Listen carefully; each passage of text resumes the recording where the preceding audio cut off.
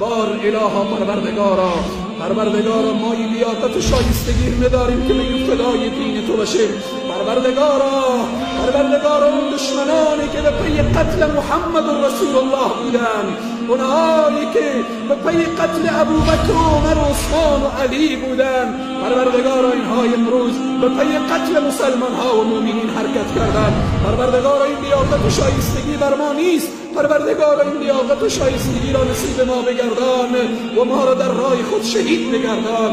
بار الها این جان ناقابل، این جانی که تو دادی یا الله، این جانی که تو دادی یا الله، این قطره خونی که تو دادی یا الله، پروردگارا اینها را فدای دین خود بگردان. پروردگارا دستان ما به طرف تو درازد. خدایا اعمال ما را از ریا و عجب و سمعت پاک بگردان. پروردگارا اعمال ما را خالصانه و مخلصانه بگردان. پروردگارا دستان ما به طرف تو دراز است. یا الله ضعیفیم، یا الله بیچاره‌ایم، یا الله مظلومیم، یا الله پروردگارا دستان سالمین را سر ما کوتاه بگردان. پروردگارا دشمن قوت داره و قدرت داره، اما قوت و قدرت تو فوق همه قدرت هاست. بار الها تو ذاتی که ان الله علی کل شیء قدیر. پروردگارا دشمن اگر با طیاره های خود مینازه، پروردگارا دشمن اگر با سلاح‌های ظاهری خود مینازه، پروردگارا ما بندگانی ضعیف تو با تو مینازیم. تو قوی، تو جباری، تو متکبری، تو منتقمی. پروردگارا تو ذاتی هستی که درس برای طاغوت ها دادی که اونها فراموش نمی کنن. پروردگارا دستان ما به طرف تو دراز است. ای الله، دین تو در حال غربته. پروردگارا بندگانی که از دین تو دفاع کردن، ای بار الها پروردگارا پیروز بگردان. ای بار الها پیروز بگردان. ای بار الها پیروز بگردان. پروردگارا نظام ما را نظام اسلامی و قرآنی بگردان.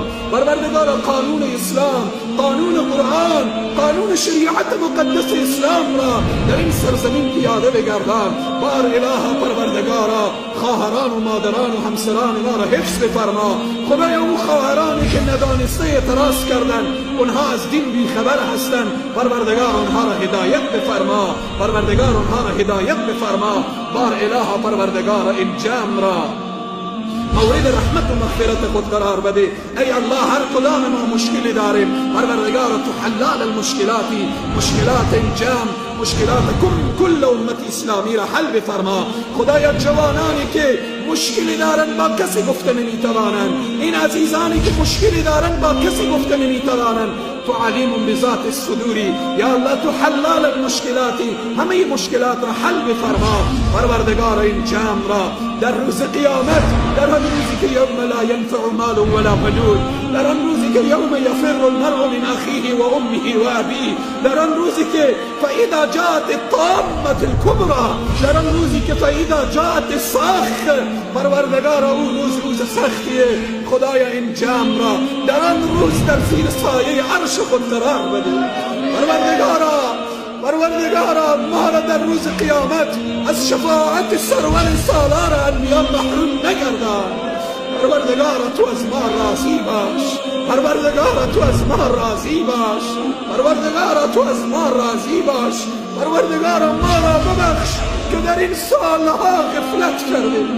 ما را ببخش که آیات امر معروف در روز قیامت از ما شکایت نکنه. پروردگارا روزی میآیه که رسول الله در صحرای محشر وقال الرسول یا رب ان قومی اتخذوا هذا القرآن مهجورا. خدایا ما را ببخش. خدایا قرآن دست ما شکایت نکنه. خدایا ما را ببخش.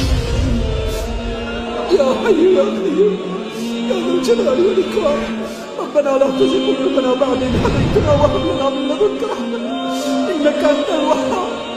خدایا اینها بندگان تو هستند که در خانه تو اشک می‌ریزانند. خدایا اینها را به همراه صدیقین و نبیین، به همراه نبیین و صدیقین و شهدا و صالحین محشور بدار. خدایا آخرین کلام ما که از دنیا میره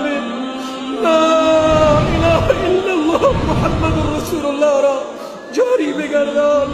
وصلى الله تعالى وسلم على خير خلقه محمد وعلى آله وأصحابه أجمعين برحمتك يا